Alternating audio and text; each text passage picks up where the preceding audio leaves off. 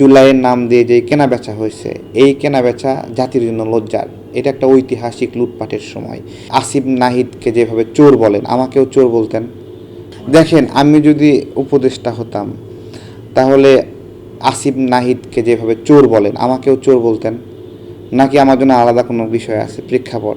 এইটা আমরা না আগে ডিসিশন নিছি, প্রস্তাব আমাদের কাছে এসেছিল। আমরা রাজনীতিটা করতে চেয়েছি, রাজনৈতিক ময়দানে থেকে আমরা কাজ করতে চেয়েছি, আমরা কখনো ওইটা করিনি।